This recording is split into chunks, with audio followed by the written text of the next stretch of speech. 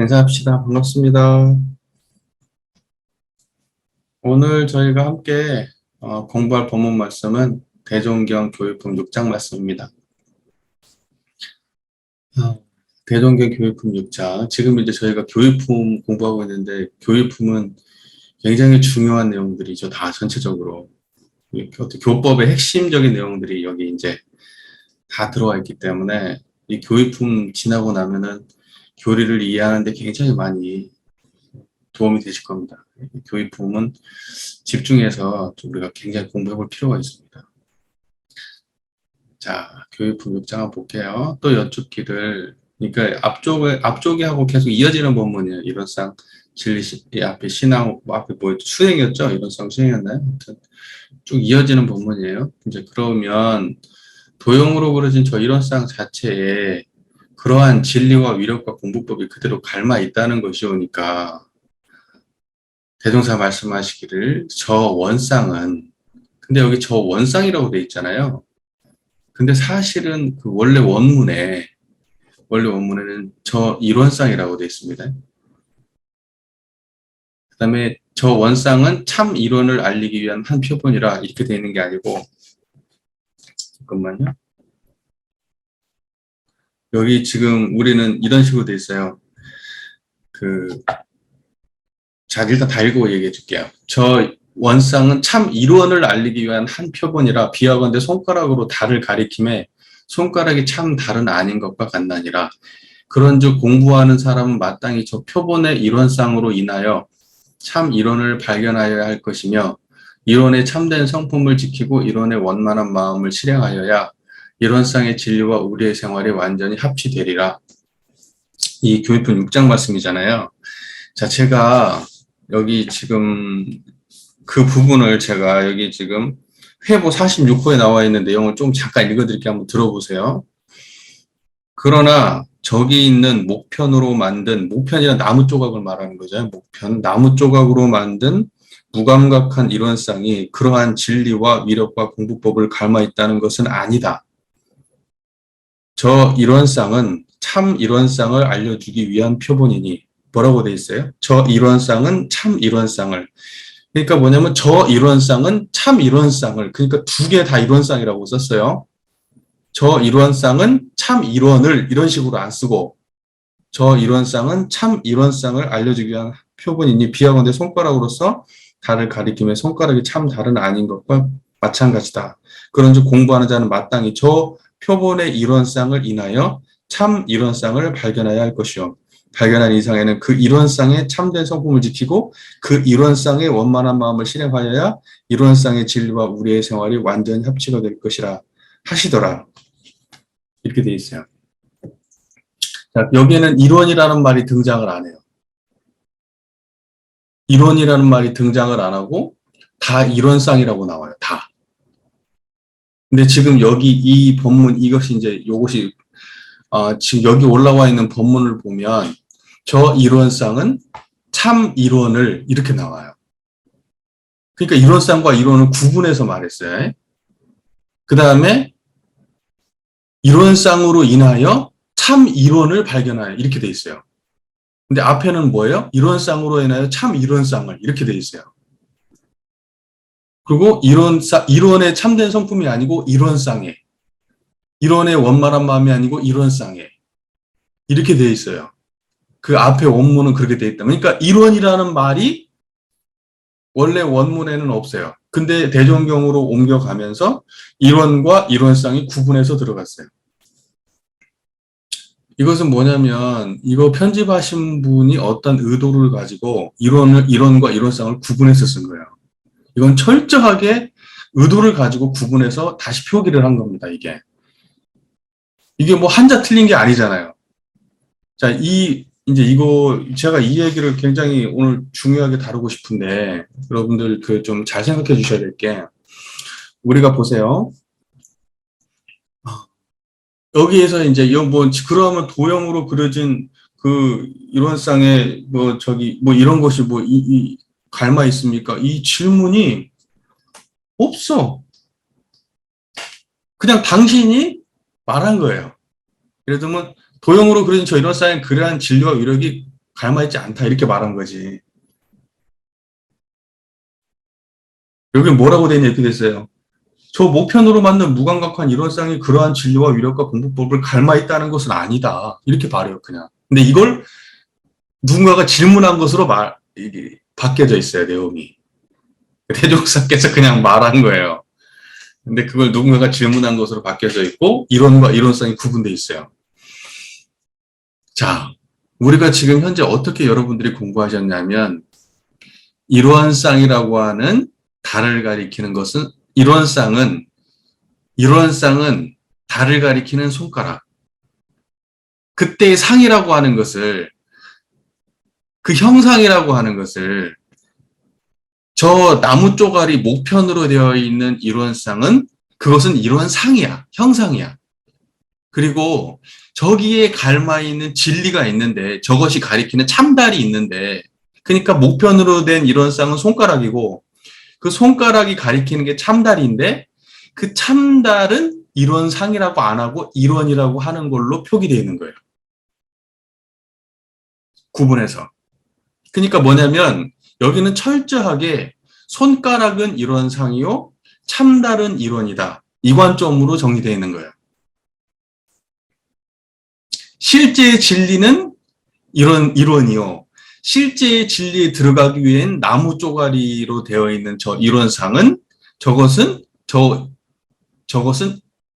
이론상이다. 그러니까 상자가 붙어 있는 것은 형상을 말하는 것이고 상자가 붙어 있지 않은 것은 진리를 말하는 것인데 그래서 철저하게 상자로 구분을 했어요. 이론과 이론상을. 이 본문은. 그러니까 만약에 우리가 이 본문만 보고 공부한다면 이론하고 이론상은 철저하게 구분되는 거예요. 개념적으로 완벽하게 구분해서 서술되어 있는 거예요, 지금. 근데 재미있는 건 대종사님의 원래 육성 본문을 보면 이론이란 말을 안 썼어요. 다 이론상이라고 돼 있어요.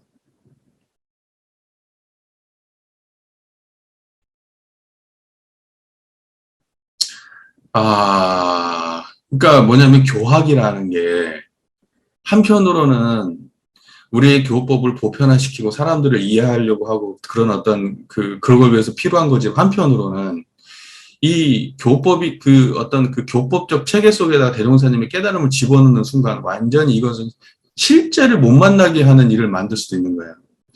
그때 상자라고 하는 것은 눈에 보이는 형상만을 말하는 게 아니고 눈에 안 보이는 형상까지를 포함한 상이에요.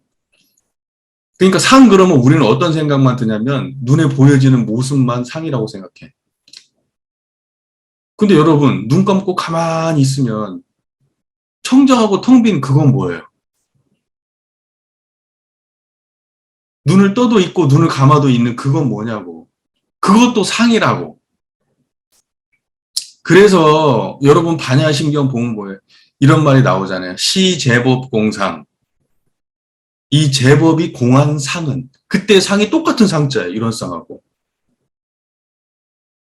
그때의 공상은 이 사람들은 뭔 상으로 해석한 줄 아세요? 그때의 공상은 실상으로 해석을 해. 형상으로 해석 안 해. 공한 모양이라고 할 때 그때의 공상이라고 하는 것은 실상으로 해석하지 형상으로 해석을 안 한다고. 진리 실상으로 해석하지. 반야신경에 나온 것은.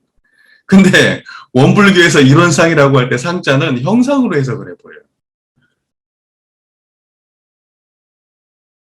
같은 상이에요. 똑같은 진리 실상을 말하는 거예요. 그러니까 원불교에서 이런 상 이렇게 얘기할 때 그 상은 형상이 아니야. 실상을 말하는 거지. 그리고 이때 대종사님은 형상하고 실상을 구분 않고 써요. 왜냐면 저기 걸려있는 상은 상이에요, 아니에요? 동그라미 금박 칠해진 나무 쪼가리 상이잖아. 맞죠? 그러면 그것은 불생불멸과 인과보호로 볼 때는 어떤 상이에요? 인과상이에요? 불생불멸상이에요? 변화상이에요? 불생불멸상이에요? 저 벽에 걸려있는 동그라미 나무 조각은 변화상이에요. 변화되는 모양이라고. 저것은 저대로 천년만년 가는 거 아니잖아. 그리고 원래 저 모양 아니었잖아. 그러면 저걸 드러내고 있는 상은 무슨 상이에요? 변화상이에요? 불생불멸한 상이에요?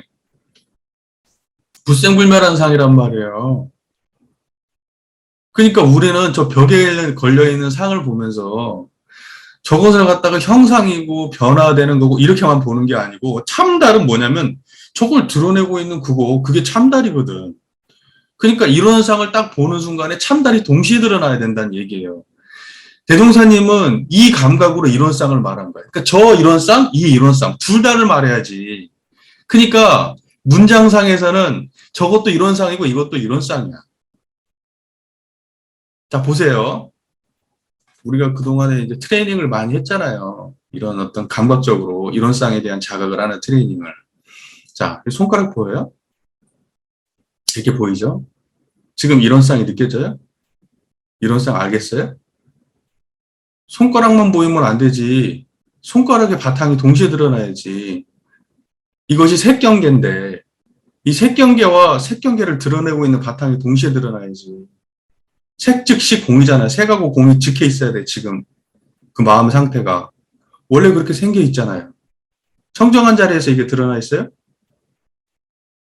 자, 여기 동그라미라고 생각해 봅시다. 이런 쌍. 이렇게 이런 쌍이야. 이 이런 쌍하고 지금 거기 동시에 같이 드러나 있어요? 이 감각이에요. 그러면 이렇게 딱 이렇게 해놓고, 자, 이 이런 쌍을 통해서 참 이런 쌍을 발견해.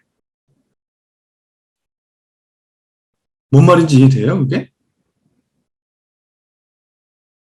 그러니까 뭐냐면 우리는 개념상으로 구분하고 있고 실상을 못 만나게 설명하고 있는 거예요. 저렇게 해버리면. 그러면 이때 말하는 이론상이라는 건 형상이고 이때 말하는 이론이라고 하는 그 진리라고 말하는 이론이라고 말해도 그것도 개념으로 존재하는 거예요, 지금. 개념으로. 이론이 개념으로 존재한다고. 실상으로 존재하면 왜 이게 이론상이라고 말을 못해? 청정한 상은 이건 이론상 아니야? 생멸하는 상만 이론상이고 청정한 것은 이론이야? 이거 이거 정말 그 논리 구조 완전히 떨어지게 만드는 설명이에요, 이게. 실상을 못 보게 만드는. 이런 것들은 정말 이거 다 다시 이 원래대로 돌려놔야 돼. 이거 정말 못된 짓이야. 내가 볼 때. 못된 짓이라고. 대동사님이 저 이론상을 인하여 참 이론상을 발견하라고 했으면 그냥 그렇게 해야지. 아, 대동사님이 말을 잘못했나 보다. 아니면 다른 사람들이 헷갈릴까. 자기는 잘 알지만 누군가는 저거 보고 헷갈리지 않을 거 해가지고 일부러 고쳤을까? 이론이든 이론상이든 똑같아요. 이론이든 이론상이든. 자, 대동사님은 그렇게 얘기하잖아요. 도형으로 그 그려진 그 목편으로 만들어진 그 이론상은 그 거기에 진리와 위력과 공부법이 갈마 있는 것이 아니다. 이렇게 말해요.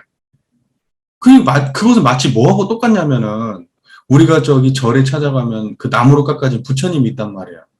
거기에서 진리와 위력이 나오는 게 아니다. 라고 하는 거하고 똑같은 말씀이에요. 대동사님은 그, 불상을 나무 쪼가리로 봤어요. 나무 쪼가리로 봤다고. 거기서 뭐 위력이 나온다는 생각을 안 하세요. 대동사님. 근데 이런 쌍 걸어놓고 거기서 진리와 위력이 나온다고 설명했겠어요? 동그라미 걸어놓고? 나무 쪼가리 걸어놓고? 그러면 모양만 바뀌었지 똑같은 미신 숭배 아니에요. 모양만 바뀌었지. 그 나무 쪼가리 깨가지고 때려 부시면 그거 가지고 쪼개가지고 불 떼가지고 장작으로 불 떼면 그러면 우리한테 엄청나게 뭐가 안 좋은 일이 생긴답니까? 생길 수 있겠네. 욕을 뒤지게 얻어먹겠네. 욕을 엄청 얻어먹겠지. 그것이 너는 원불 교도도 아니라고 쫓겨나겠지. 거기가 무슨 진리와 위력과 공부법이 거기 들어있는 게 아니에요. 거긴 나무 쪼가리예요. 나무 쪼가리란 말입니다. 그냥 대동사님 말씀하신 대로 그냥 목편이에요. 목편. 이것은 지금 질문이 아니고 대동사님이 그냥 하신 말이라고 그랬어요. 여기서 그러니까 그대로 갈마 있다는 것이 오니까 이게 아니라 원래 원문은 그대로 갈마 있다는 것이 아니다 이거예요. 자, 이거 넘어갑시다. 걸려있는 나무 쪼가리는 나무 쪼가리예요. 그러나 그 나무 쪼가리를 딱 볼 때 여러분은 뭐가 드러나요? 아, 여러분 이거 손가락만 봐도 지금 마음자리 드러나지 않아요? 이렇게만 딱 손가락만 들어도 마음자리 드러나잖아요. 그런데 또 앞에서 동그라미 딱 이런 쌍 걸어놓으면 딱 보는 순간 안 드러나요? 마음을 만나잖아요. 바로 그 자리 만나지. 우리가 왜 저걸 걸었냐고요. 손가락을 걸 수는 없잖아. 이렇게 그림으로. 손가락을 걸어놓을 수는 없잖아. 그 사람들이 원에 대한 해석들을 많이 해요. 우리 학부 때도 그 원의 상징성에 대한 이야기를 왜냐면 우리 학부 때 공부했던 기억 나세요? 조지 캠벨 신화의 세계 기억 안 나세요? 그때 박광수 교수님 하셨는데 그래서 저 꽤 흥미롭게 그때 봤던 그 공부를 수업을 들었어요. 제가 참 은근히 수업 성적은 겁나게 안 나왔어도 수업은 되게 다들 엄청 열심히 듣고 그랬어요. 제가 수업은 성적은 되게 안 좋았어요. 거기에 보면 이제 무슨 뭐 여러 가지 그 상징이 나와요. 근데 원상징에 대한 이야기들도 나와요. 상징이라고 하는 것은 예를 들면은 반방향성이 이게 사람들의 해석에 따라서 해석의 범위가 너무 넓은 거예요. 꼭 그렇게만 해석이 되지 않아. 자기의 어떤 문화권이 똑같은 걸 동그라미 하나를 놓고 예를 하더라도 문화권에 다르고 또 자기 경험에 따라서 그 동그라미가 다 다르게 해석이 돼요. 근데 저는요, 솔직히 말해서 그 동그라미를 뭐 예전에 무슨 과거 뭐 어떤 사람은 그 무의식, 저 집단 무의식에서 그것이 자꾸 뭐 발현이 되는 거다, 뭐 이런 심리학적인 그런 이야기들도 하고, 신화의 세계, 신화의 관점에서 그런 걸 해석하기도 하고, 뭐 여러 가지 이야기들을 많이 하죠. 저는 거기에 별로 의미 두고 싶지 않아요. 그냥 그런 거 아니에요. 제가 볼 때. 그것은 그냥 우리가 그걸 해석하고 거기에다 살을 붙인 거지. 그냥 대종사님께서 말씀하시는 것은 그냥 선가에서 손가락 드는 거하고 똑같은 거예요. 그래서 걸어 놓으신 거예요, 제가 볼 때. 제 말이 맞다, 이건 아니에요. 왜냐면은 사람들이 거기에다가 해석을 부여함으로써 실상을 못 만나게 만드니까 제가 그래요. 만약에 그 이론상을 걸어놓고 거기에 대한 어떤 무슨 신화학적인, 무슨 심리적인, 무슨 뭐 의미부여가 우리가 실제로 깨달음으로 향해 가는데 적실하다면 그러면 그런 해석은 필요하겠죠. 유효하고 당연히. 근데 자꾸 그러한 해석들이 실상을 만나는데 방해가 되게 만든다고 저는 판단하기 때문에 그러한 해석들을 별로 좋게 생각하지 않는 거예요. 우리가 이렇게 해석을 하거든요. 저 이런 쌍을 봐라. 저 이런 쌍은 시작도 없고 끝도 없다. 이렇게 해석을 해요. 생각이잖아요. 실상이 안 만나져요. 생각이잖아요. 이런 쌍은 시작도 없고 끝도 없다. 해석이고 생각이잖아요. 그럼 그거 할 때 실상이 만나져요? 청정한 자리가? 그 해석이? 여러분을 청정한 자리로 이끕니까? 청정 법신불 자리로 이끌어요? 그 해석이 여러분을? 생각을 하나, 그거에 대한 해석을 하나 추구할 뿐이요. 그 다음에 저것은 앙커박이 똑같다 해야지. 안에도 하얀색이고 밖에도 원의 안에도 하얀색이고 원 밖에도 하얀색 앙커박이 똑같다. 여러분은 그거 보면서 이런 쌍이 만나십니까? 해석을 더할 뿐이죠.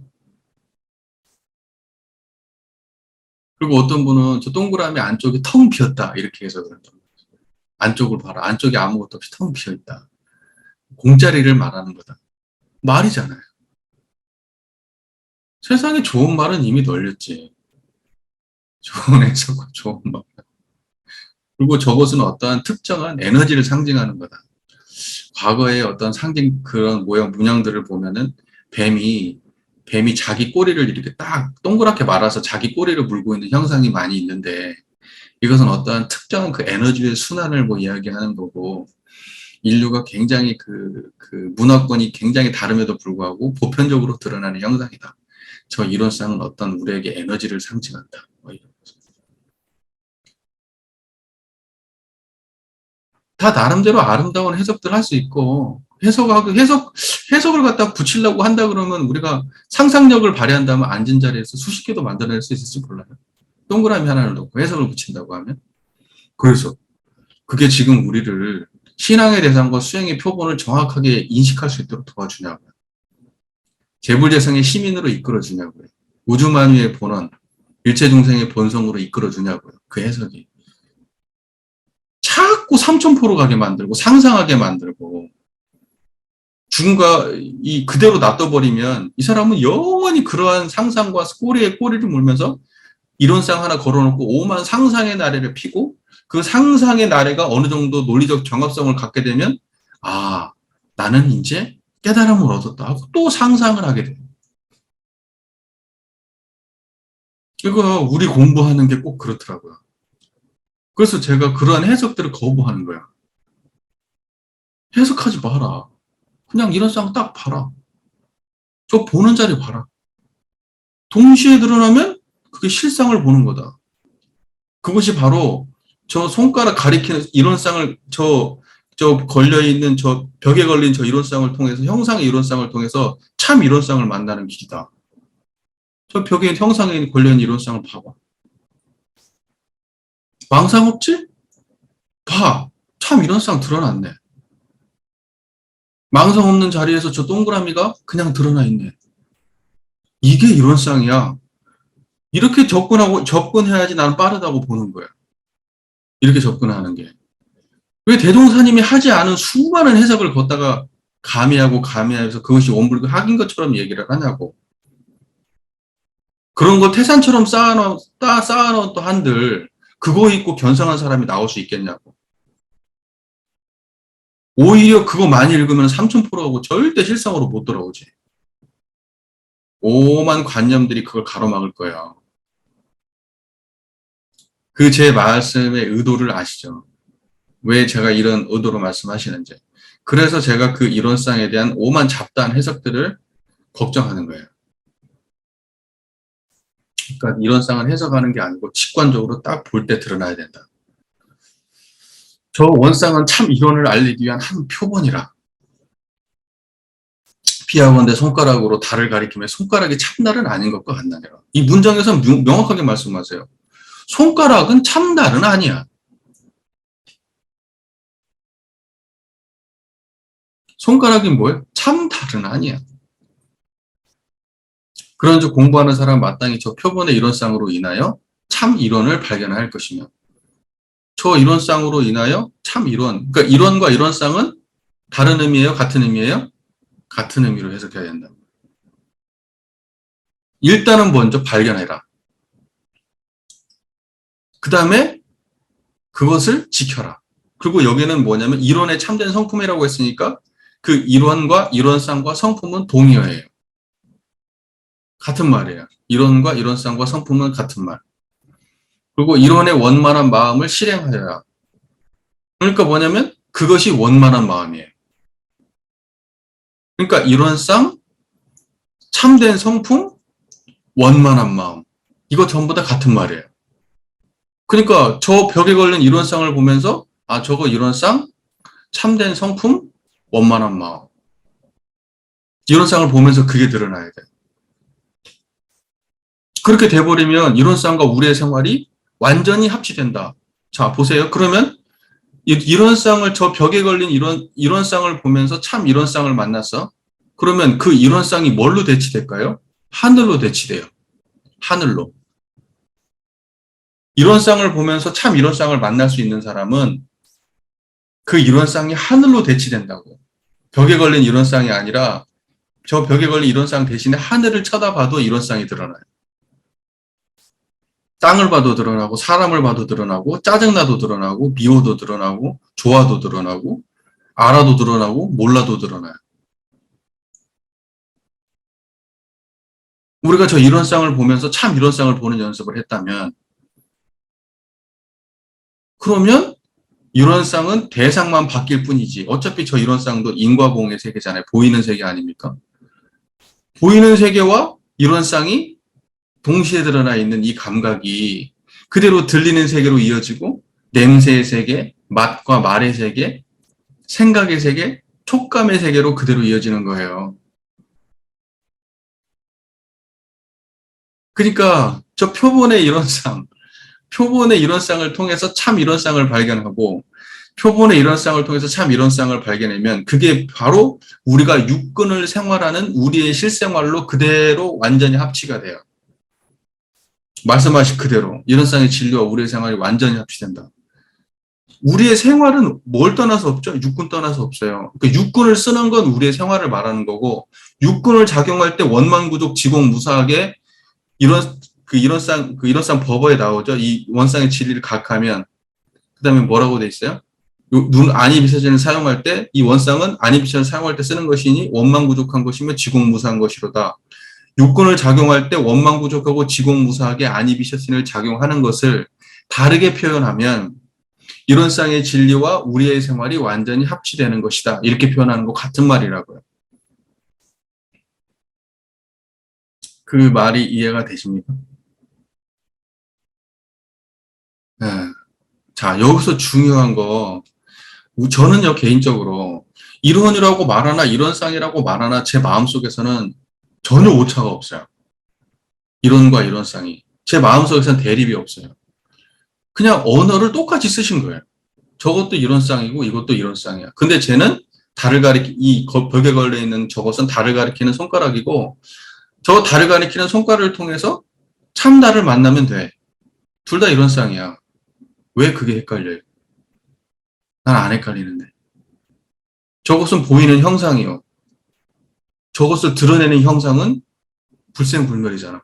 보이는 형상은 인과보응의 세계고 드러내는 형상은 불생불멸이잖아요. 지금 제 얘기를 듣고 있는 그 바탕의 형상을 못 느껴요? 근데 걔는 색깔도 없고 맛도 없고 형상도 없고 소리도 없고 무게도 없고 없을 수도 없고 잊을 수도 없고 놓을 수도 없고 잡을 수도 없어.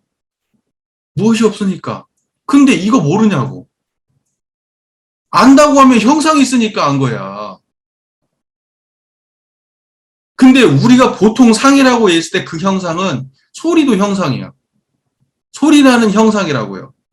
냄새, 색성향 미촉법, 안이비설신의 육군. 그 모든 것은 다 형상이야. 그리고 그걸 드러내는 이것도 형상이라고. 근데 보통의 일반 사람들은 뭐냐면 그 손가락으로 가리키는 손가락의 형상만 보고 손가락이 가리키는 실상을 못 본다고요. 여러분 손가락이 어디로 돌아가고 있어요? 지금 이거 지금 어디 가리키고 있냐고요. 지금 제가 이렇게 가리키고 있는 거기 어디야 지금.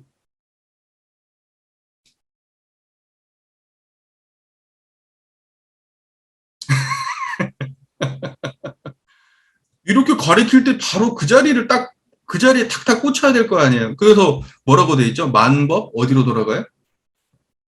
만법은 하나로 돌아가. 지금 제가 손가락이 이거 만법이거든? 이거 보이잖아요. 보이잖아요, 이거. 색법 아니에요? 이 소리 들리죠? 청법 아니에요? 이건 만법이에요? 만법이 어디로 돌아가요, 지금?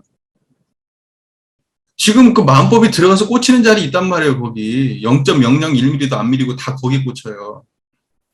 백발백중 거기 꽂혀요. 여러분의 모든 육군 동작이 다 머무르고 꽂히는 자리가 거기예요.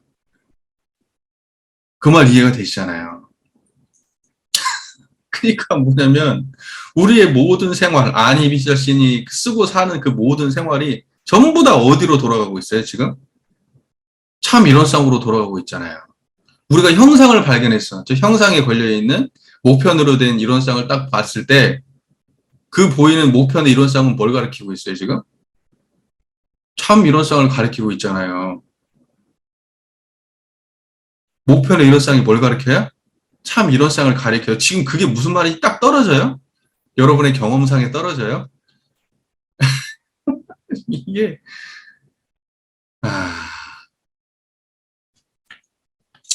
자, 정리할게요.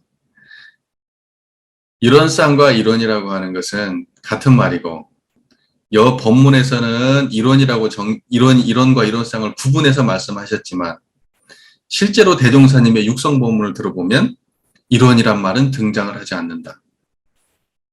거기에는 다 이론쌍이라고 되어 있다. 그러니까 우리는 대종사께서 실상과 형상을 구분해가지고 이론과 이론쌍을 따로 설명하지 않았다는 사실을 먼저 자각했으면 좋겠고, 자, 그럼에도 불구하고 우리 교전에 이론과 이론쌍이 구분돼서 설명이 되어 있다면 대종사님의 본래 의도대로 읽으면 돼요. 그러니까 다 이론쌍으로 읽으면 된다고요. 그러니까 이론이라고 말은 되어 있지만 그것도 이론상이라고 읽으면 돼요. 우리는 상 그러면은 항상 눈에 보이는 것만 생각하지만 여러분 눈에 보이는 것만을 상이라고 하는 게 아니에요. 여러분 아상, 인상, 중생상, 수자상 할 때 그 아상이 눈에 보입니까? 하지만 우린 그걸 상이라고 말해요.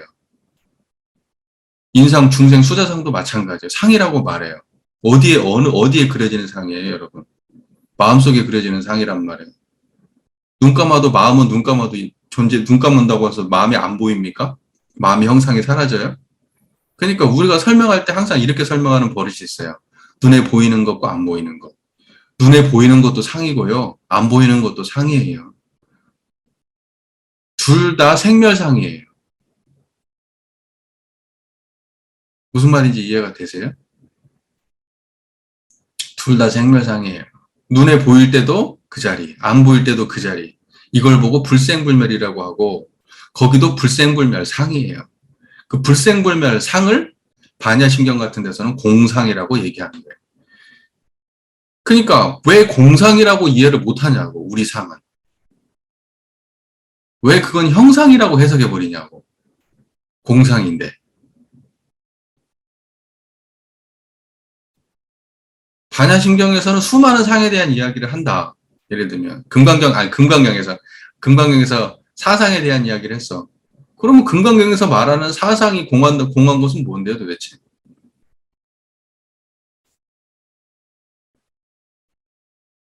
법상과 비법상을 뛰어넘는 것은 뭐예요? 이것은 법이다, 또는 이것은 법이 아니다, 라고 하는 그 상은 뭐예요, 또? 그것도 생각이잖아요. 진짜 반야바람일은 뭘까? 그 두 자리가 그렇게 드러나 있는 게 반야바람이래요. 그 모든 형상에 대한 자각을 알려주고, 그것이 어디서 펼쳐지냐고요. 그것이 공해버리면 그 공상이에요, 거기가. 그러니까 우리가 생각하는 아무것도 없는 그런 세계는 없어요. 실제로. 그건 개념으로 존재하는 거예요. 생각 없어도 얘는 있잖아요. 감정이 없어도 얘는 있잖아요. 촉감 없고 느낌 없고 그 기억이 없어도 얘는 있잖아요. 그 모든 걸 드러내는 자리는 있잖아요. 그럼 그것은 뭐라고 표현할 건데? 그래서 그걸 공상이라고 얘기하는 거예요. 공상이라고.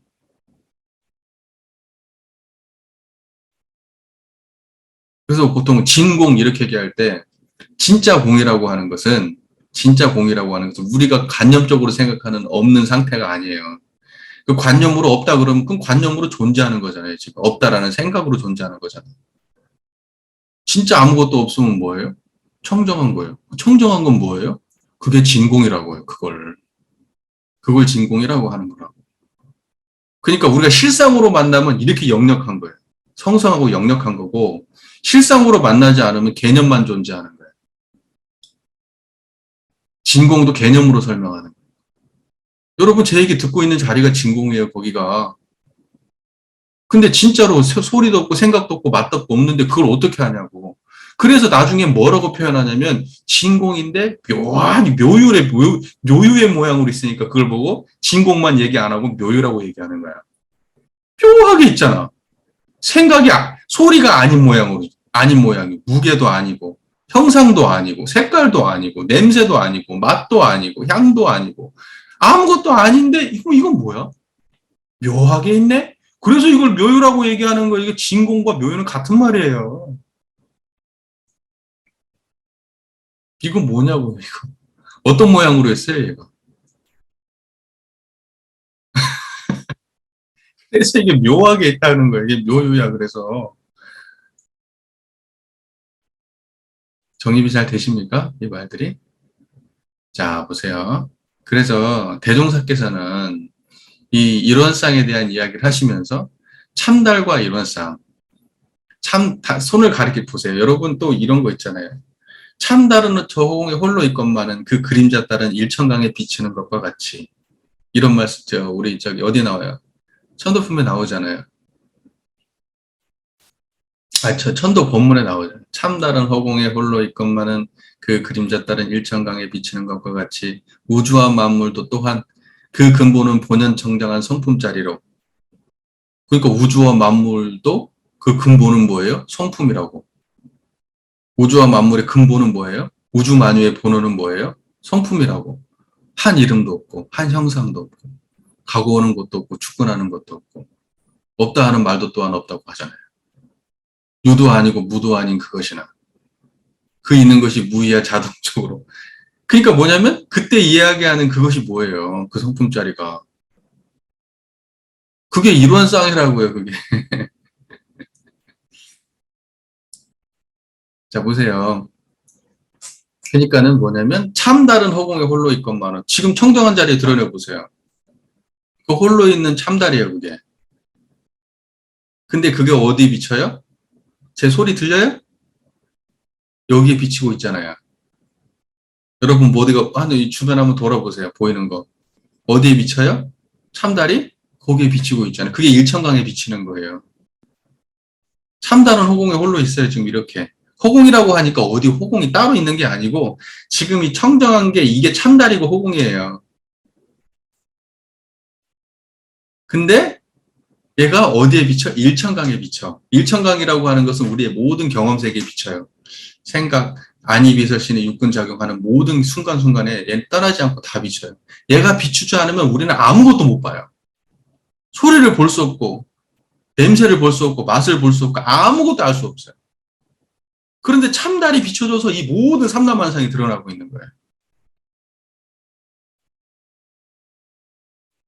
무슨 말인지 이해가 되죠? 그게 참달은 허공에 홀로 있건만은 그 그림자 달은 일천강에 비춘다 이런 말이에요.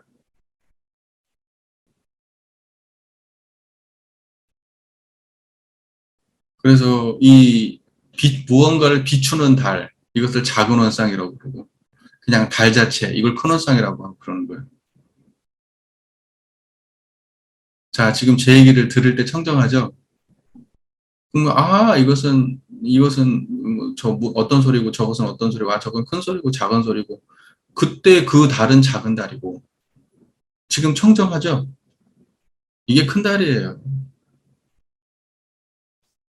큰 달에 육군의 개성이 묻어나면 그걸 작은 달이라고 하는 거예요. 개성이 묻지 않으면 큰 달이에요. 지금 생각 속에만 있어, 생각 속에만. 실상에 대한, 실상을 딱 만나야지, 이건 진짜 똑같겠구나 하고 한마디 딱 떨어지거든? 의심이 안 생겨, 이것은. 왜냐면 불생불멸이라고 하는 건 천차만별의 분별 세계를 드러내는 바탕이지 분별 세계가 아니거든. 그러니까 뭐냐면 아까 이제 그 참다른 허공의 것만은 그 일천강에 비친다고 하는 것처럼 수많은 욕망의 세계, 수많은 잘못과 수많은 잘함과 그다음에 선과 악과 죄와 복의 수많은 세계를 드러내고 있을 뿐 그 자리는 천차만별로 다른 세계, 중생 세계는 펼쳐져 있지. 근데 중생 세계의 다름을 놓고 천차만별로 다르지. 어떤 선의 최극의 선의 모습과 최극의 악의 모습 두 가지를 놓고 보면 이것은 천차만별로 다른 분별 세계지. 이건 둘이 도저히 비슷하다고 말할 수도 없고 완전히 다른 세계인데 얘가 드러나는 자리하고 얘가 드러나는 자리가 똑같다고. 화날 때도 우리는 그 자리에서 드러내고 있고 미워할 때도 그 자리에서 드러내고 있어서 그걸 보고 우주만유의 본원이라고 말하잖아. 우주만유는 최고로 선한 것과 최고로 악한 것이 다 우주만유 현상인데 그 최고로 선한 것, 최고로 악한 것이 우주만유의 본원자리는 하나밖에 없거든. 그러니까 그것을 재불재선 일체중생의 본성이라고 말하는 거야. 그러니까 일체중생의 본성은 착한 놈도 그 자리고 악한 놈도 그 자리야. 그래서 같은 거야. 그러니까는 최고로 착한, 최고로 훌륭하신 부처님의 재불재성의 시민 자리나 일체 중생 중에서도 최고로 악한 일체 중생의 본성이나 같다 이 말이지. 그게 다 우주만유에 보는 하나의 근원되어 있다. 그러니까 개념적 혼선이 있는 거야 지금. 개념적 혼선 때문에 지금 이게 헷갈린 거지. 개념을 딱 정리하면 불생불멸의 입장에서 불생불멸이 다를 리는 없잖아. 불생불멸, 다른 것은 불생불멸일 리가 없지. 왜냐면 다르다고 하는 것은 무엇이 있다는 거고, 무엇이 나왔다는 거고, 무엇이 사라짐이 있기 때문에 구별이 있고 다름이 있는 거지. 그런데 논리적으로, 개념적으로만 설명을 이해를 해봐도, 그것이 없다. 그럼 없는 것끼리는 다를 리가 있냐고. 태어남이 없는 것, 사라짐이 없는 것, 그것이 다를 리가 있냐고. 일체 중생이 가진 것이나, 재불재성의 시민 자리나, 그것이 일어나고 사라짐이 없는 물건이 다를 리는 없잖아요. 그러니까 똑같다고. 똑같아. 논리적으로 설명해도 똑같고, 체험적으로 설명하면 더 확실하고. 약간 개념적 혼선이 있었던 거고요. 지금은 끄떡끄떡 하는 거 보니까 확실히 이해했어. 아까 잠깐 헷갈렸다가 지금 다시 돌아온 것 같아.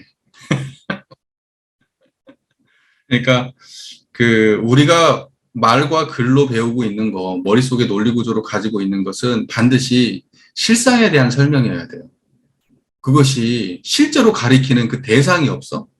예를 들면 언어는 수도 없이 많아. 이것은 천만 가지의 달을 가리키는 손가락의 모양이죠.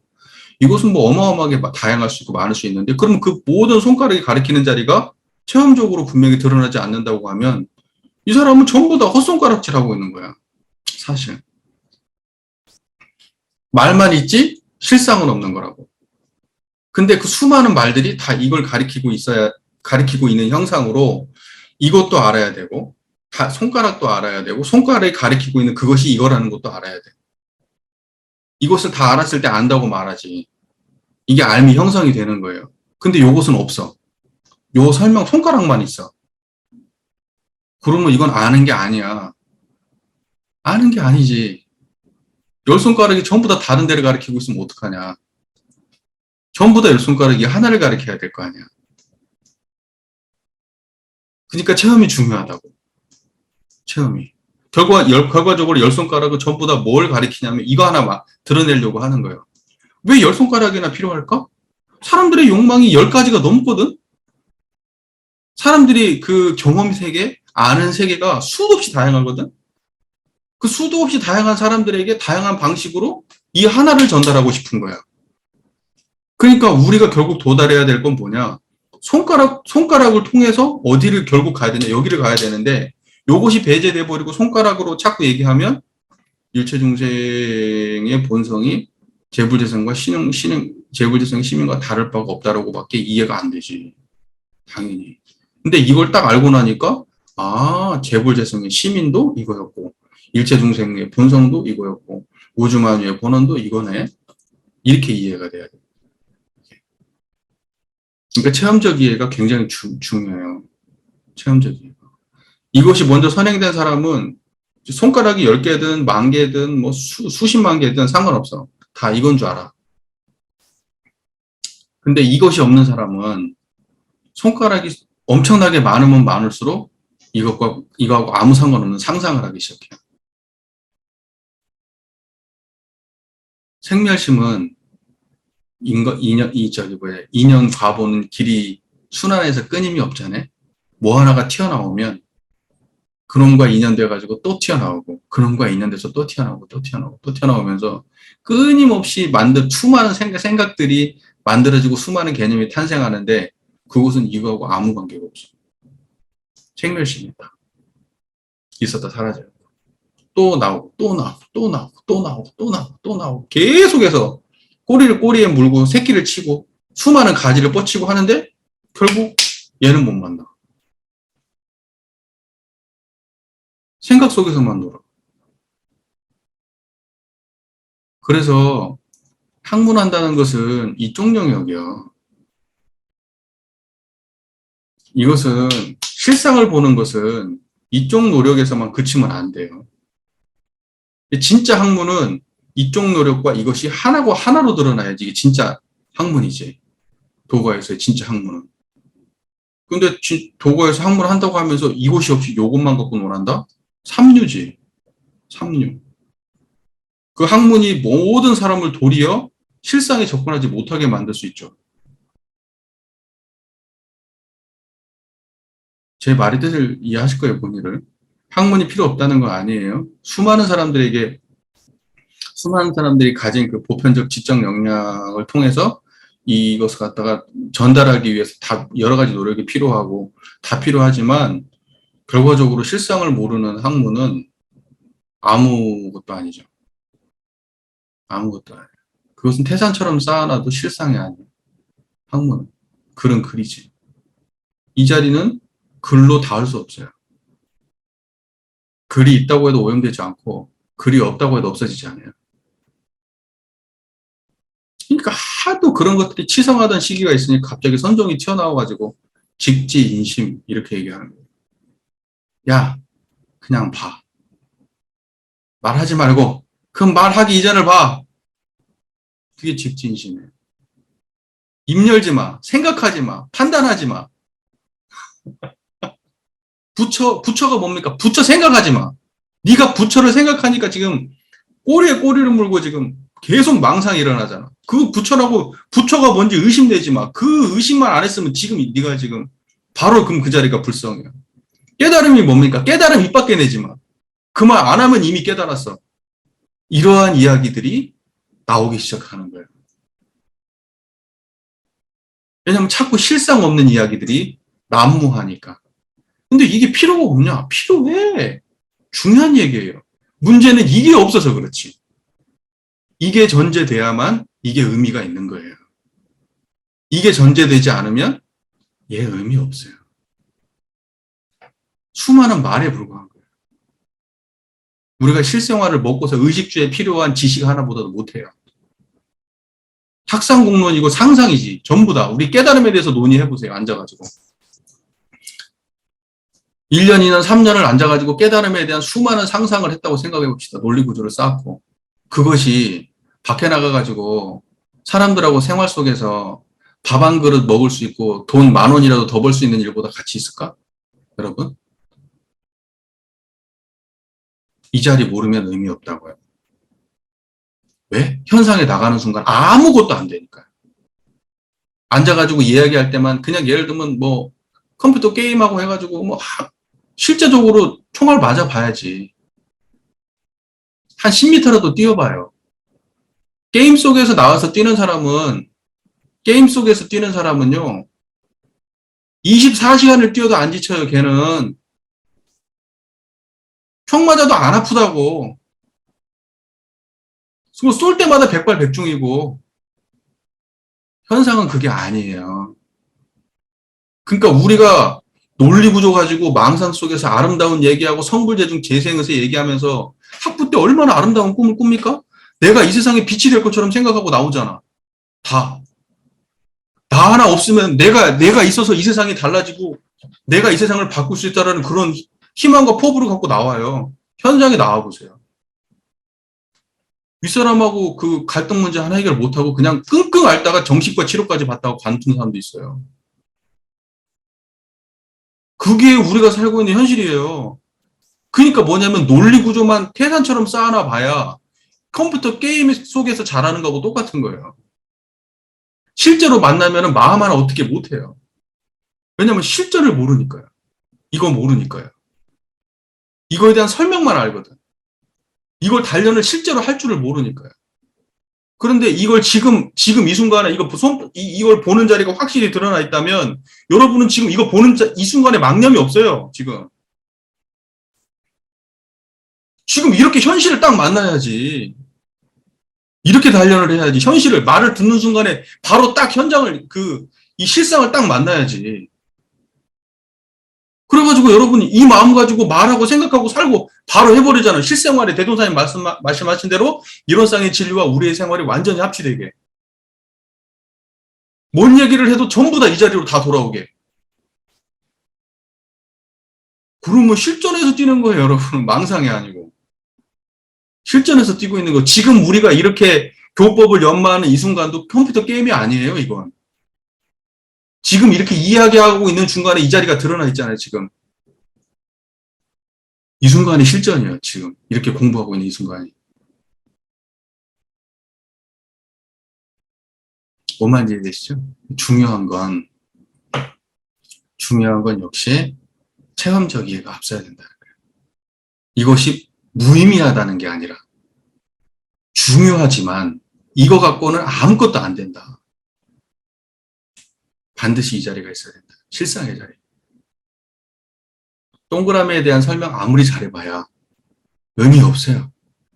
뭐 안팎이 없고 끊임이 없고 텅 비었고 뭐하고 뭐야 그게 도대체.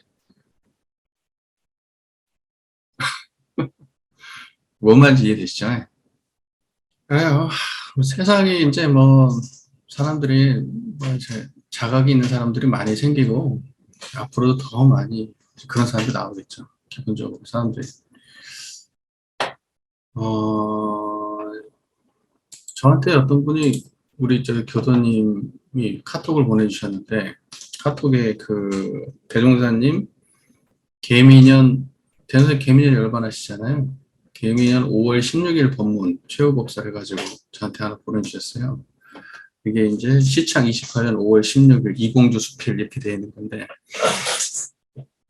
아까 견성에 대한 이야기를 잠깐 했었는데 이제 실제적으로 우리가 뭐 정전에서 막 견성이라는 말 자체가 되게 부각되어 있지는 않지만 대종경이나 정산조서법에는 이제 많이 언급되어 있죠. 견성이라는 말이. 대종사께서는 견성이라는 말을 실제로 대종사께서 살아오셨던 역사 속에서 견성은 굉장히 중요한 일이었어요. 저기 뭐죠? 법회 끝나고 난 동화선 끝나고 난 다음에 항상 견성인가를 받으려는 사람들이 대종사님께 문답을 받고 견성인가를 받고 싶어 하는 사람들이 많이 있었고, 물론 이제 견성인가를 대종사께서는 호락호락하게 하지는 않으셨어요. 근데 이 보내주신 글을 보면 제가 잠깐 한번 읽어드릴 테니까 느낌을 한번 보세요.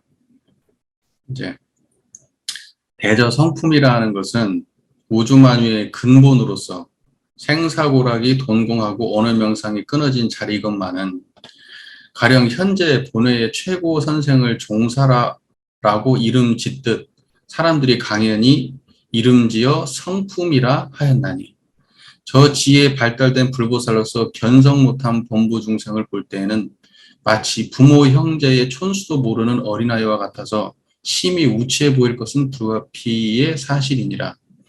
우리 불가의 견성법은 만고의 대도며 인생의 대철학이건만은 견성의 피로도 느끼는 자 귀하니 실로 답답한 일이며 뿐만 아니라 각자 자신 거래의 내역도 알지 못하여 누구든지 모태 중에서 나오면 명타고 난대로 일생을 살다가 죽으면 그 육신은 청산에 매장하고 그 영식은 어디로 가는지 어떻게 되는지 한 번 생각해 보는 일도 없으니 어찌 한심치 아니하랴.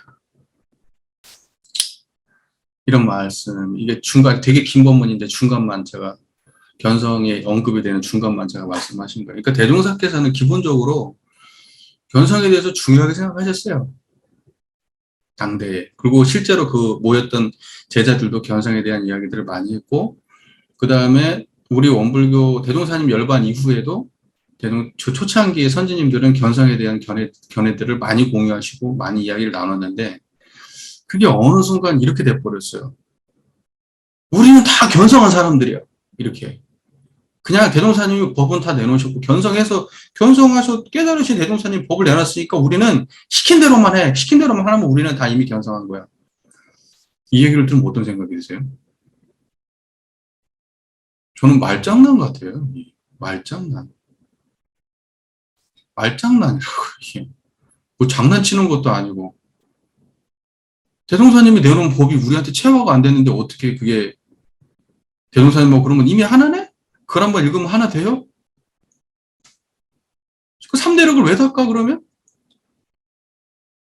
이게 지금 완전히 말장난이에요. 이런 식의 지금 우리가. 그러면서 이제 불가에서도 견성 얘기 잘 안 해요. 왜냐면 견성 얘기하면 불가에서 서로 불편하니까요. 저기 견성 얘기, 야, 우리 너 견성했냐, 안 했냐? 야, 나는 견성 못한 것 같은데, 너는 견성했냐? 나도 나는 좀 견성한 것 같아. 그래, 한번 얘기 좀 해보자. 이렇게 편하게 얘기되는 게 아니에요. 금기야, 금기. 이런 얘기하면 상대방한테 상처 주는 말이고, 이렇게 돼버린 거예요. 지금 현재 우리 분위기 자체가. 그러니까 이것은 그냥 공부하는 사람들이 편안하게 그냥 누구나 주고받을 수 있는 당연한 이야기고, 예를 들면 이론상을 신앙의 대상과 수행의 표본으로 모셨냐 그러면 우리가 아무 부담 없이 나는 아직 이론상을 못 모신 것 같아. 견성 못한 거지 그러면. 그러니까 이론상을 신앙의 대상과 수행의 표본으로 모시는 그 전제가 그게 견성하고 똑같은 말이에요. 내용이 똑같아요. 말만 달라졌지 똑같은 내용이에요. 성품을 본다는 거잖아요. 견성은. 그리고 뭐 천도제 지낼 때도 성품 얘기 나오고 성품 얘기 나오면 그게 다 견성 얘기예요. 성품에 대한 이야기가 나오고. 근데 성품에 대한 해석이 막 중구난방 천차만별. 견성을 안 하면 그렇게 돼요. 공부의 길을 못 잡게 되는 거예요. 기억니은을 모르는 거죠. 국문을 모른다고 되어 있으니까. 견성을 모르는. 대목이 목수가 먹질 못 튕기는 거 똑같은 거예요. 먹질 못 튕기면 나무 하나도 못 깎아요. 그러니까 지금 현재 견성이라고 하는 것이 우리한테 너무 특별한 얘기처럼 되어 있지만 사실은 그냥 아무것도 아닌 그냥 우리가 공부하는 사람이라면 그냥 일상적으로 나눌 얘기예요. 그냥 특별한 게 아니고. 근데 워낙 이게 보편화되지 않고 특별하게 취급을 받아서 더 문제가 된 거예요. 예를 들면 이론상에 대한 논의 자체가 당연히 원불교는 이론상을 모시는 종교인데 그러면 불가에서는 부처님 얘기하고 기독교가 뭐 하나님 얘기를 입에 달고 사는 것처럼 우리도 이론상을 달고 살아야 되잖아요. 우리 신앙의 대상이 이론상이니까. 근데 우리는 이론상 얘기를 못 한다니까? 우리가 이론상 얘기하면 좀 건넘는 것처럼 보이고 잘난 체 하는 것처럼 보이고 특별한 사람들만 해야 되는 것처럼 얘기가 되는데 저의 욕망은 뭐냐면 이론상에 대한 이야기, 이론상을 안다는 것과 견성은 같은 말이니까. 그것이 그냥 우리가 그냥 일상적으로 그냥 기독교에서 하나님 찾듯이 그렇게 됐으면 좋겠는 게 제 바람이에요. 제 욕심. 그래서 이론상은 대종사께서 굉장히 중요하게 말씀하셨죠. 하지만 거기에다가 어마어마한 의미를 부여한 것도 아니야. 따지고 보면은. 그거보다 더 어마어마한 의미 부여가 많으니까. 이론상은 공부 시작이라고 보신 거지. 그러니까는 내용상으로 우리가 대종경 법문 말씀과 또 우리 정전에 나와 있는 법의 등급의 내용을 종합적으로 전체적으로 놓고 이해할 필요가 있죠.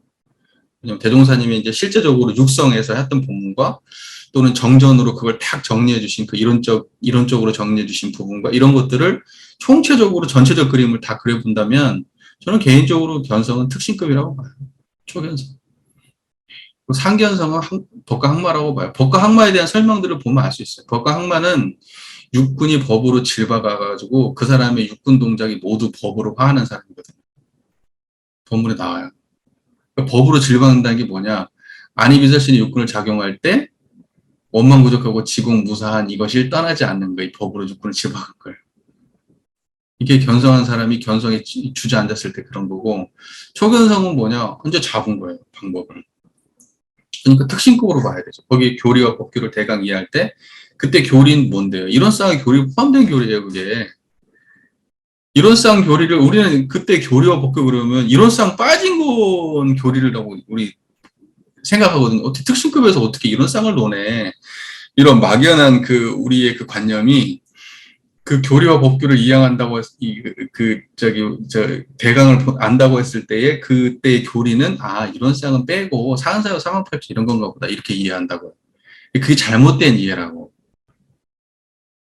대종사님이 대종사 초창기에 그 법의를 그 사정하셨을 때 그때 상황이나 이런 걸 놓고 볼 때 그 이해는 잘못된 이해예요. 그때 특신급에서는 그 이론상에 대한 것도 이론상과 사은사유 상황팔조의 전체적 골격을 이해를 했을 때 그때를 갖다가 그 특신이라고 말하거든요. 그럼 그때 특신은 뭐냐? 초견성 해야 돼요.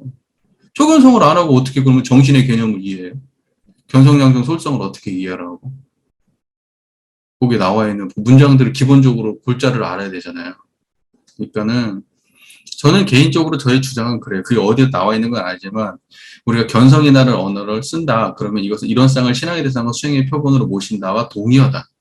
우리 원불교적으로 해석하면 이런 쌍을 신앙의 대상과 수행의 표본으로 모신다. 이게 견성하고 불가의 그 전통적인 견성하고 맥락이 같은 말이다. 이렇게 보는 거예요. 그러면 그건 어디로 법의 등급 어디로 봐야 되냐? 특신급으로 봐야 된다. 이게 제 견해예요. 다른 분들이 이제 생각을 해보시면 더 좋게 이제 다듬어 보십시오. 일단 저는 그렇게 교리를 지금 이해하고 그러한 맥락에서 설명하고 있습니다. 사람들한테. 제가 잘못됐다면 언제든지 바꿀 용의가 있습니다. 왜냐하면 그 법문이 어디 나와 있는 건 아니거든요. 제가 전체적인 그 법문을 종합해가지고 판단해서 말씀드리는 거니까 어디에 대종사께서 특신급은 초견성이야 이런 말 없어요. 그런 말씀 자체가. 근데 이제 우리가 굳이 그럼 어디서부터 견성이야? 그러면 저는 초견성은 특신급부터다. 저는 이렇게 보는 거죠. 개인적으로. 왜냐하면 그때의 교리라고 하는 것이 견성을 포함된 걸 말한다고 저는 이해하기 때문에. 그래야 법마 상정급의 설명이라든가 항마 설명이 무리가 없어요. 근데 견성을 특신급에다 놓지 않으면은 그러면 이제 나머지 설명들이 자꾸 문제가 생기거든요. 그래서 전체적인 맥락을 놓고 볼 때도 초견성은 초견성이라고 하는 그것은 특신급에서는 이루어진다. 그렇게 봐야 된다. 좋은 말씀입니다. 네. 그 정말 좋은 말씀이에요. 그러니까 지금 현재 우리가 법의 등급이 정말로 그 뭐랄까 기준이 좀 명확하게 살아 있어서 예를 들면 진짜로 그 법의 등급 기준에 맞는 항마가 있다면 그분의 말씀은 기준이 돼요. 저도 법마 상전만 돼도 그 법마 상전에 뭐라고 돼 있냐면 우리의 교려 법규에 착오가 없어요. 법마 상전 기준에 돼 있잖아요. 그리고 법과 항마 되면은 그때부터는 성자이기 때문에 그분의 교리 해석은 틀리면 안 되죠. 그럼 틀리면 법과 항마가 아니죠. 법마 상정도 착오가 없는데 법과 항마가 교리 해석에 틀린다 그러면 그러니까 우리가 법의 등급에 대한 사정이 명확해 정말로 우리가 정말로 인정할 수 있게 그렇게 진행이 되어 왔다고 하면 사실은 법과 항마의 도인들의 말씀은 기준이 될 거예요. 근데 지금 현재는 사실은 그걸 누구도 인정하기 어렵잖아요. 지금 법의 등급의 그 등급에 맞다는 걸 누가 인정해요? 아무도 인정 못해. 기준이 이미 없어요. 아예 없다고요. 행정편의 중심으로 지금 법의가 사정이 되고 있죠. 어느 정도 지나면 뭐 주고, 뭐 지나면 뭐 주고, 서류 갖추면 주고, 이런 식이니까. 특별히 인성에 심각한 문제가 없으면 주니까. 너무 심각한 문제가 있다면 교무님한테 미움받아가지고 못 받겠지. 근데 그렇지 않고 성실하게 교당 생활을 하시면 누구나 받을 수 있는 거잖아요, 그게. 그러니까 지금 기준이 없어요. 지금 기준이 없으니까, 법의 등급의 기준이 없으니까 법문의 기준도 없는 거예요. 그리고 대종사님의 법문 말씀하고 우리가 둘이 주장했는데 두 개가 딱 올려놓고 똑같은 내용에 대해서 다른 주장을 펼쳤으면 당연히 제 건 제껴야 될 거 아니에요. 당연히 대종사님 말씀으로 우리는 따라가는 거잖아요. 그러니까 이런 기준이 있어야 되거든요. 근데 그게 없다니까. 그걸 믿을 수가 없는 거야. 그러니까 1심에 대한 설명을 한다고 해도 그 1심에 대한 이야기가 우리 전체적인 교리를 다 이렇게 어느 정도 어디에다 그 1심을 갖다 놔도 문제가 없는 해석으로서의 1심이 나와야 될 거 아니에요. 근데 그 1심의 해석이 요 부분에는 맞는 것 같아. 그럴싸해. 근데 그 1심의 해석을 가지고 이쪽으로 딱 가면 벌써 또 이상하고 이거 가지고 저쪽으로 가면 또 이상하고 또 저분이 질문하면 또 이상해지고 옹색해. 그 해석이. 그러면 폐기 처분해야 돼. 근데 사실은 그 판단 자체를 못해. 일상수행요법을 해석을 하든 뭐 처처불상 사사불공에 대한 해석이 됐든 1심에 대한 해석이 됐든 그게 대종사님의 교리 본문 말씀 어디에 갖다 놔도 어색하지 않은 방식의 기준을 가지고 해석해야 된다. 이제 근데 지금 뭐 어떤 것이 맞냐 말하기 어렵죠. 지금은 그 기준이 없으니까 누구의 말씀을 그러니까는 우리는 딱 어떤 것만 찾아가야 되냐면 대종사님 말씀 속에서만 찾아야 돼요. 제가 제일 우려하는 건 뭐냐면 대종사님 이후의 분들의 말씀이 기준이 되면 안 된다는 게 제 생각이에요.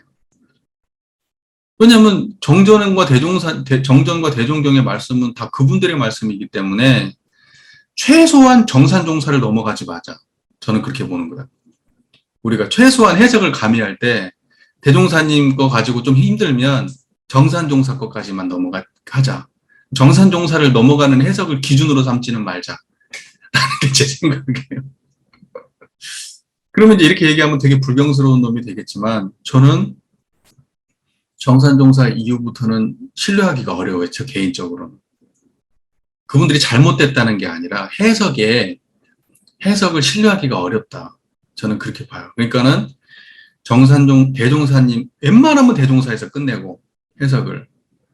그리고 조금 더 문제가 되지 않는 한도 내에서는 정산종사까지만 하자.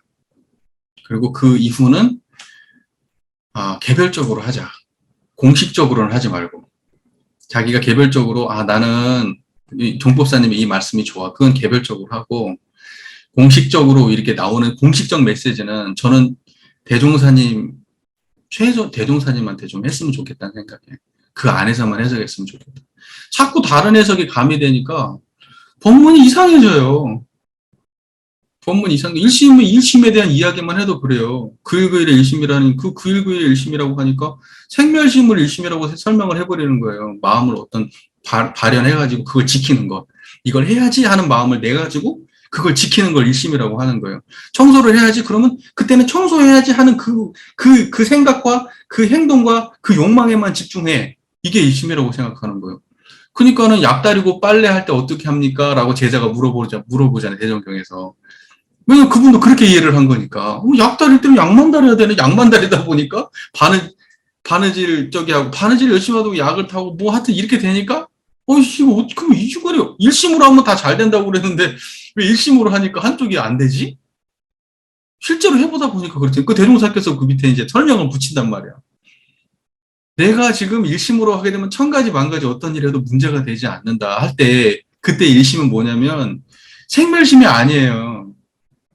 이때 했을 때 그 마음, 저거 했을 때 그 마음, 똑같은 마음. 생멸심 말고, 빨래하고, 바느질하고, 그 두 가지를 통관하는 한 마음, 이게 1심이었던 거예요. 그 다음에 동정, 이려할 때 그게 1심이었던 거예요. 동할 때도, 정할 때도 이려한 거. 그게 1심이었던 거예요. 동정, 이려. 근데 우리는 그때, 이때 1심은 뭐냐면 불생불멸자리를 말하는 거잖아요. 이때. 이게 불생불멸한 자리가 안 드러난 1심은 1심이 아니란 말이에요, 그게. 근데 우리의 원불교에서 지금 현재 그 현행되고 수십 년부터 해오고 있는 그 모든 1심에 대한 해석은 전부 진짜 99.99%가 다 생멸심이에요. 그럼 이걸 어떻게 할 거냐고요. 그러니까 저는 어떤 생각이냐면 그 이후의 해석에 집중하면 안 된다는 입장을 갖는 거예요. 대종사한테 집중하자. 대종사한테. 대종사님께서 어떻게 1심을 해석했는가 그걸 바라보자.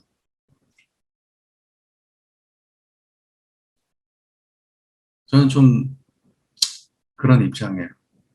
저한테 이제 이렇게 얘기할 수 있죠. 너는 왜 법맥, 신맥 그분들을 다 같은 맥으로 봐야 되는데 왜 그걸 단절해가지고 대종사님만 이야기를 하고 정산종사까지만 이야기하자. 많이 해도 정산종까지 하고 그럼 그 이후에 법맥 정통을 이은 수많은 분들은 어떻게 되는 거냐.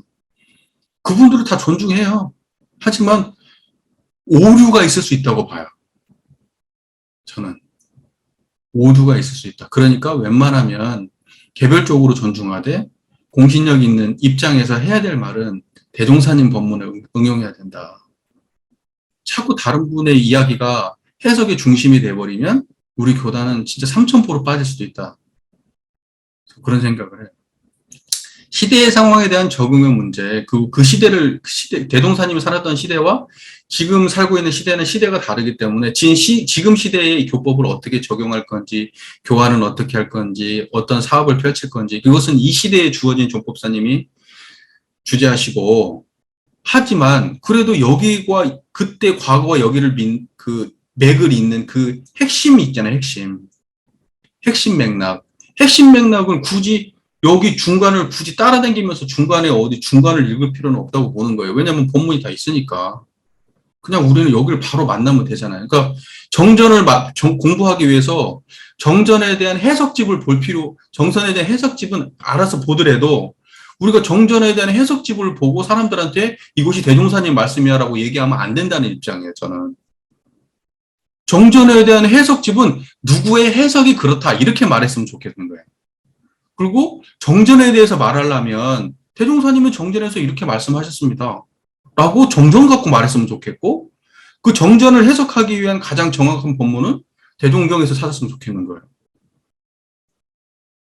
그래서 이 두 가지 정전과 대종경을 우리가 기본적으로 교전이라고 그러잖아요. 원불교 교전. 그러니까 원불교 교전 안에서 모든 답을 찾고 나머지는 이분들은 어떤 종법사님은 이걸 이렇게 해석하셨습니다. 어떤 종법사님은 이건 이렇게 보셨다. 그렇게 해서 나머지는 해석이지.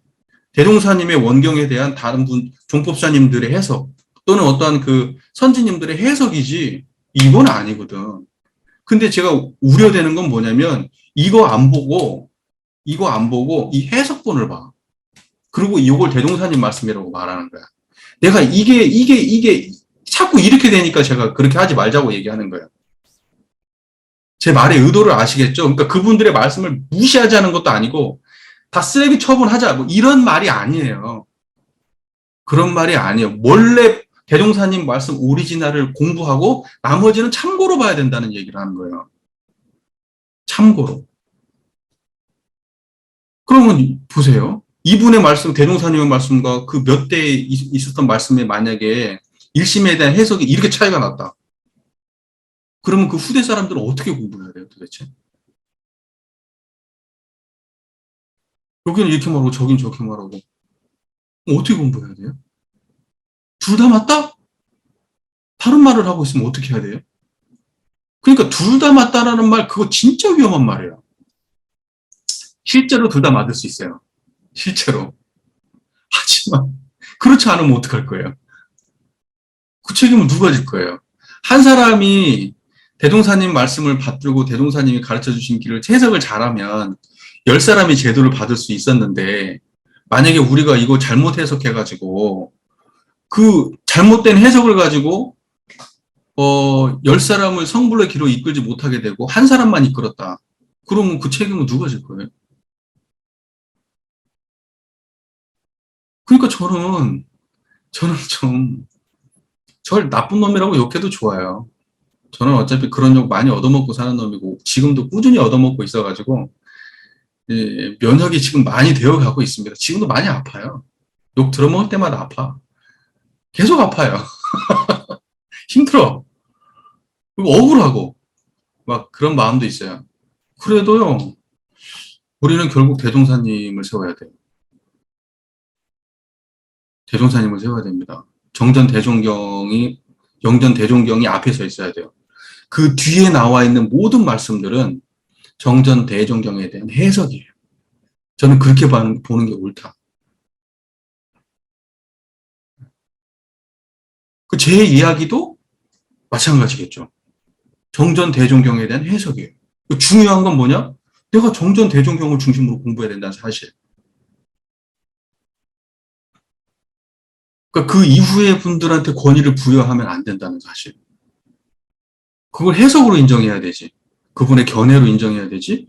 대종사님과 동일하다. 이렇게 이해하면 안 된다는, 위험하다는 거야. 왜냐면 지금 현재 우리 법의가 그렇게 되어 있질 않아요. 어떤 공직력도 그 법의를 통해서는 우리가 인정할 수가 없어요. 그 법의는.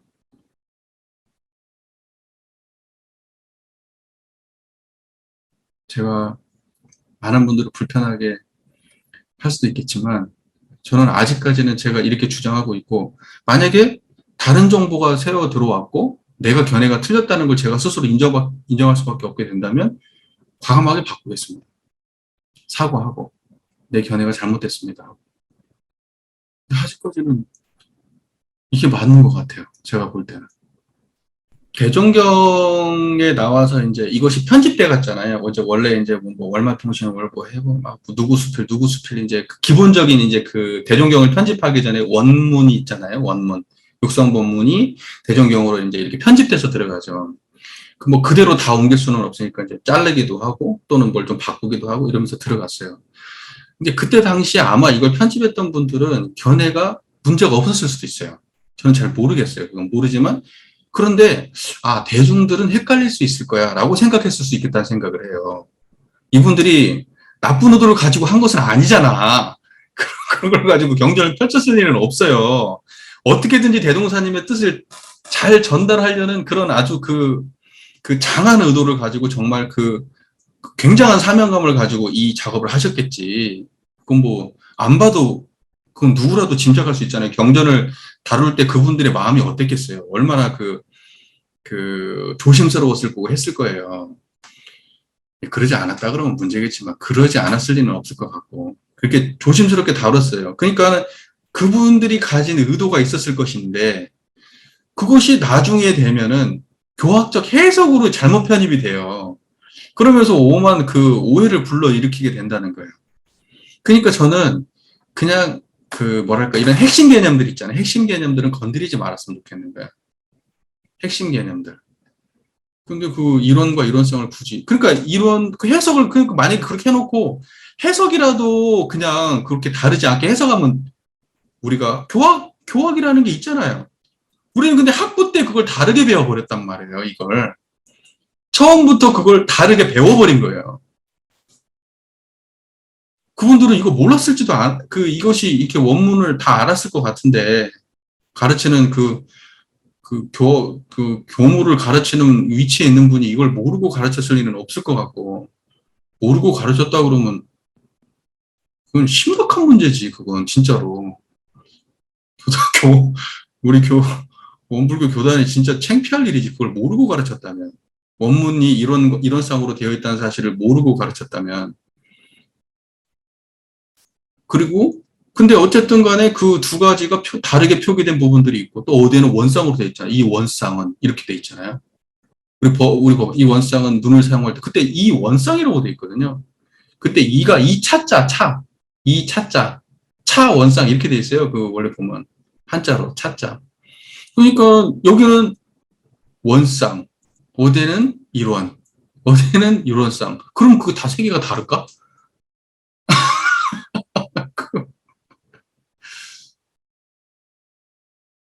우리가 조금만 생각해봐도 일원상이라고 되어 있잖아요. 교육은 딱 시작할 때 일원상 이렇게 돼 있고, 일원상의 진리, 일원상 수행, 서문, 법어 계속 쭉 돼 있잖아요. 그러면 제목이 일원상이잖아요. 그럼 여기에다가 그러면 나무 쪼가리 일원상을 상징하는 말로 일원상을 썼을까? 제목에다가? 그걸 통과라는 제목에다가 손가락의 의미로서 일원상을 썼을까? 저는 그렇게 쓰진 않았을 것 같은데, 그 일원상을 쓸 때 대종사께서는 당신이 깨달은 진리 실상의 의미로 쓰고 그거에 대한 내용들을 썼을 것 같은데, 설마니 저 걸려진 나무로 된 그 목편의 일원상을 거기다가 생각하면서 일원상을 쓰셨을까? 대종사님이? 그리고 그거에 대한 그 장황한 내용을 썼다고? 나무로 된 일원상에 대한 장황한 내용을? 그건 아닐 거잖아요. 좀 생각을 해봐야 돼요. 이런과 일원상은 근본적으로 일원, 말 그대로 풀면 하나로 뚜렷한 거. 지금 제 얘기를 듣고 있는 거기가 하나로 뚜렷한, 그것도 거기다가 하나로 뚜렷한 모양, 하나로 뚜렷한 것이나 하나로 뚜렷한 모양이나, 또는 원상이라고 했으면 그건 뭐예요? 뚜렷한 모양이나, 하나 빠지고, 이 원만한 것, 이건 원이잖아요. 원만한 것, 뚜렷한 것, 원만한 것이나 다 갖춘 것이나, 따지고 보면은 전부 다 같은 말이에요, 이게. 근데 왜 이게 천차만별로 달라졌냐? 아까 얘기했다시피 실상에 대한 이해가 없어서. 실상에 대한 이해가 먼저 선행됐다면 이것이 다르게 해석될 수 없다는 걸 알았겠지. 실상에 대한 이해가 없이 글만 본 거야. 글만. 글은 다르거든. 글이 다르니까 다른 말이라고 해석을 다르게 한 거예요.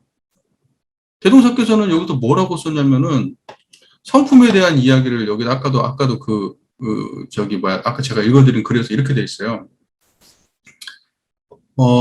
여기 이렇게 돼 있어요. 가령 현재 본회의 최고 선생을 종사라고 이름 짓듯 사람들이 강연히 이름 지어 성품이라 하였나니, 이렇게 돼 있어요. 그냥 이름 지은 거예요. 성품은 이름 지은 거예요. 그냥 거기다가 이름을 부여한 거지 실제가 아니야. 그러니까 그냥 성품이 됐든 이론이 됐든 이론상이 됐든 이름을 지어 붙인 거예요, 거기다가. 근데 걔는 원래 이름으로 규정될 수가 없잖아. 이름으로 규정될 수가 없기 때문에 상태적인 언어를 써요. 상태적인. 그러니까는 하나로 뚜렷한 거. 그걸 한문으로 하니까 이론상 이렇게 된 거라고. 당신이 깨달은 그 마음의 상태가 이 하나로 뚜렷하다. 압축하고 압축하면 하나로 뚜렷하다. 근데 이걸 표현할 언어를 찾다 보니까 그냥 하나로 뚜렷한 모양이구나, 이게. 그래서 이론상 이렇게 쓴 거라고. 대동사께서 무슨 복잡하게 학문적 트레이닝을 받아가지고 한 게 아니야. 당신이 체험한 그대로 하나로 뚜렷한 모양이지. 이게 불생불멸과 인과봉이 서로 바탕에서 하나로 뚜렷하구나. 아, 그래, 하나로 뚜렷한 모양, 이론상. 이렇게 하자.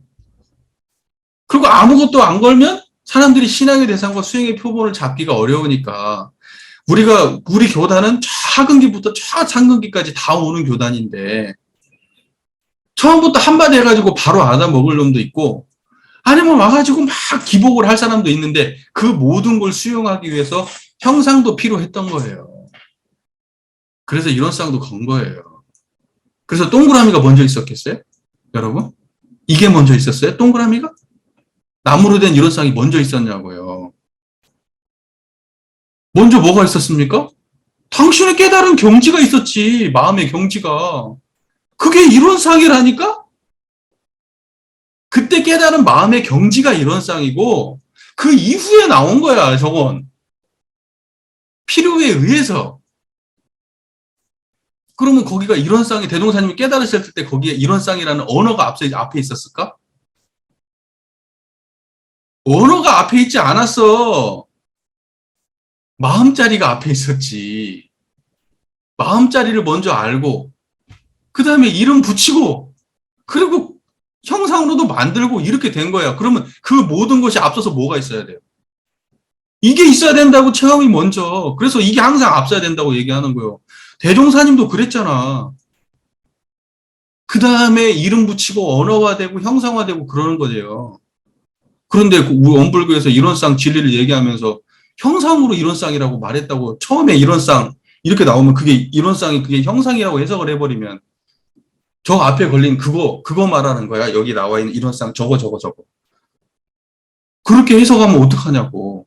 그리고 저게 남겨진 내용은 이론이야. 이렇게 해석하면 어떡하냐고. 관념으로 두 조각 나는 거 아니야?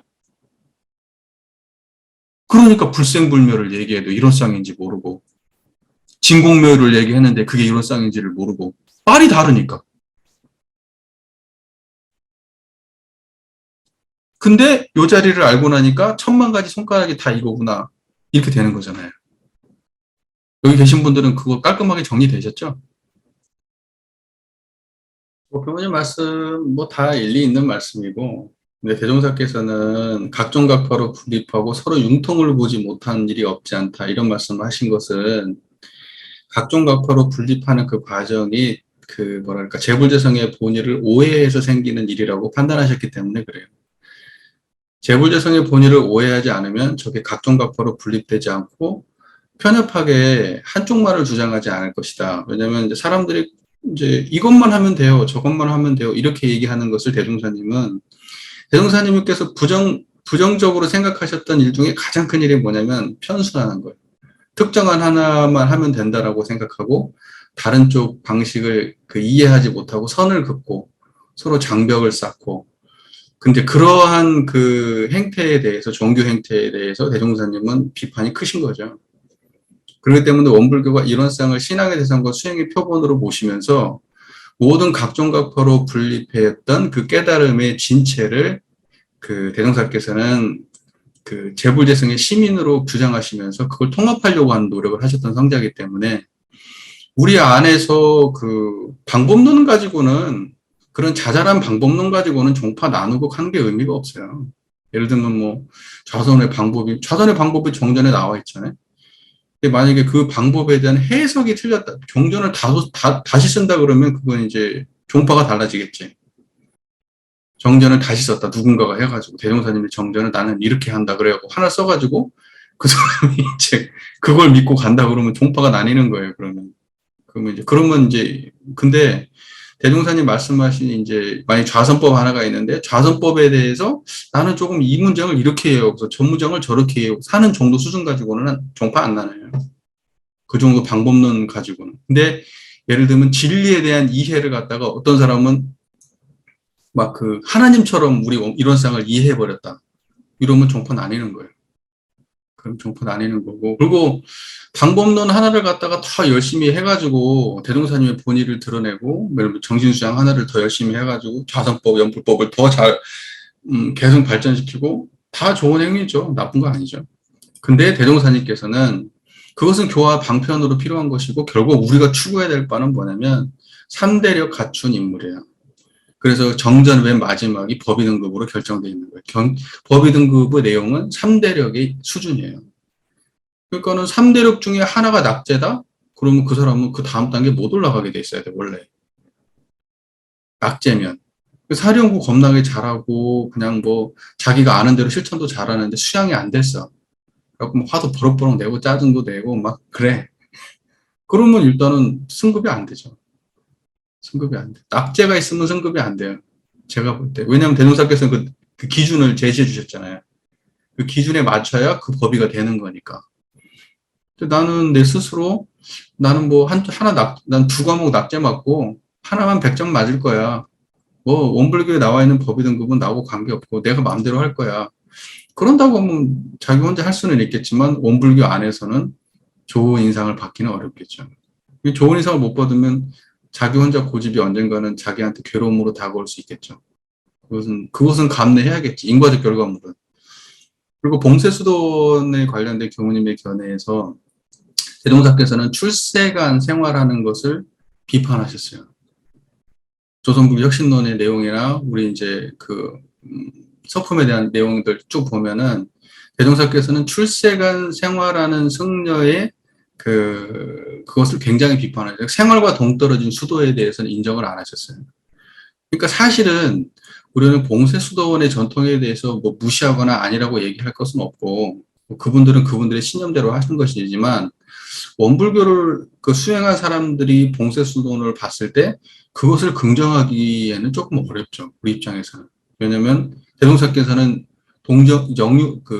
불법시 생활시 불법을 얘기하시면서, 생활을 떠난 불법에 대해서, 그러니까 산중불교에 대해서 비판을 가하시거든요. 근데 봉쇄수도원은 산중불교하고 맥락이 같아요. 그래서 수도를 위한 수도에 대해서는 대종사는 인정을 안 해요. 수도를 위한 수도. 그것은 이제 무용한 병신이라고 표현하세요. 그리고 불법에 사로잡혔다 이렇게 얘기하세요.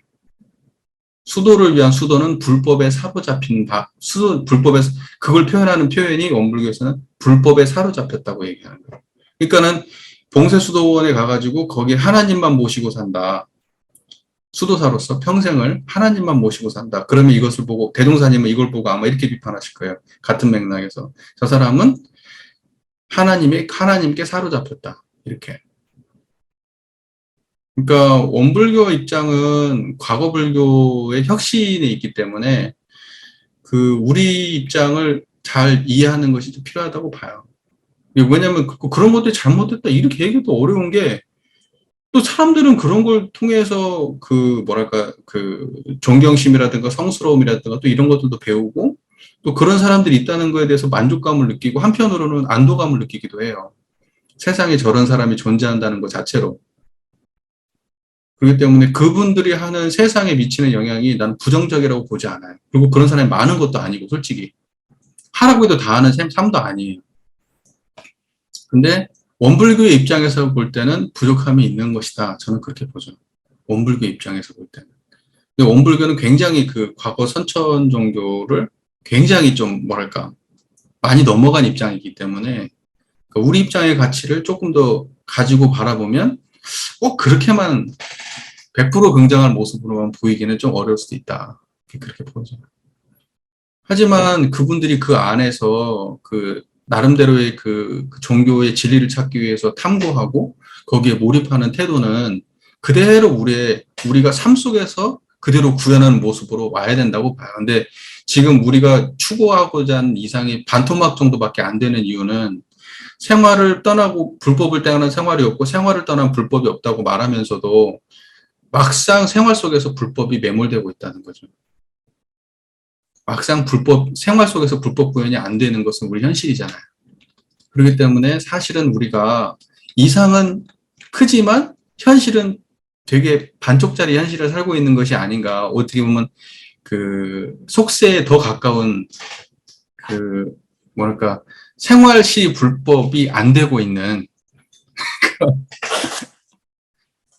상황은 아닌가.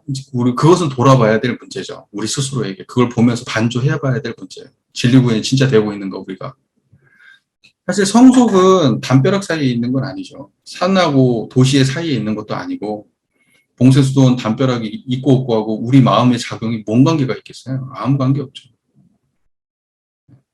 그래서 산속에 그래서 있죠. 그 보살은 치장통에서 아무리 번뇌가 치장해도 거기서 고요하고 중생은 아무리 고요한데도 마음이 번거로운 거죠. 대종사님 그 예문 말씀에 나오죠. 그러니까 중요한 것은 내 마음의 경지가 어디에 머물러 있고 우리가 지금 그 추구하는 바가 어디에 있는가라고 하는 그 내적 정확도, 내적 성실함 여기에 있는 것이고 실제로 내가 봉쇄수도원이 그 봉쇄수도원의 담벼락 안쪽에 있는가 바깥쪽에 있는가 또는 거기에서 밥을 많이 먹는가 조금 먹는가 아니면 여기에서 자급자족을 하는가 그렇지 않은가 말을 하는가 하지 않는가 여기에 있는 건 아니라 본질은 종교의 본질고요. 그런 형식적인 걸로 자꾸 많이 그 세상의 종류가 분파된다고 하더라도 재불재성의 시민이 한 자리라는 것은 그것은 명확하게 새기면서 봐야 된다는 거죠. 거기 안에서도 본질구원이 안 될 수 있어요. 산속에서도 본질구원이 안 될 수 있어요.